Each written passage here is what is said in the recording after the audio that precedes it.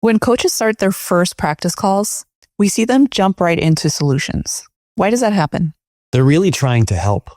Unfortunately, they assume too much upfront. And staying curious is what really helps keep the session focused on the client instead of the coach's assumptions. When we ask questions, we can actually help our clients stay in curiosity mode and lead their own transformations.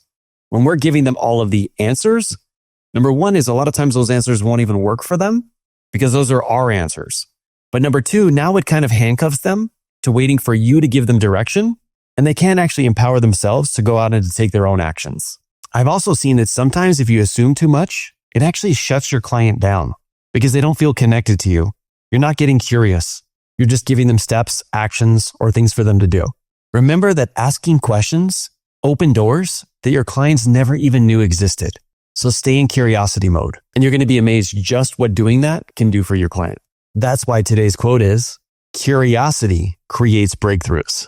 What does it look like when a coach makes an assumption too soon? They start to guide the client in a direction thinking that's the best way for them to go, but they don't have all the information yet. How do you stay curious when you think you already know what's going on? It would be simple just to say, never assume that you know the answer. But in reality, it's to be able to coach yourself in the moment to keep you out of your head and into your client's situation. One of the things that we teach our coaches a lot is this process called clean thinking. And that is anytime that you start to bring in your preconceived notions, ideas, or actions that you think your client should take, the session is no longer about them and it's more about you. So being able to guide yourself back into curiosity is huge. Have you ever seen curiosity make a major shift in your client? Almost every single session.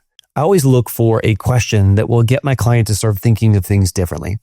One of the ones that comes up a lot is, how could you excel at both? Or how could you do both?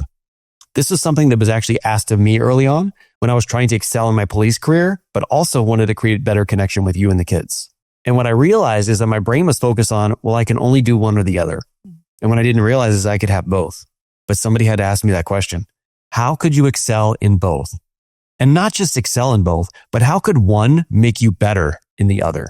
And when I started to ask myself that question, I had so many infinite answers and I was excited to do it that I went out there, I took action and ended up changing my situation. Now that's why we practice questions over and over and over again inside of the certification.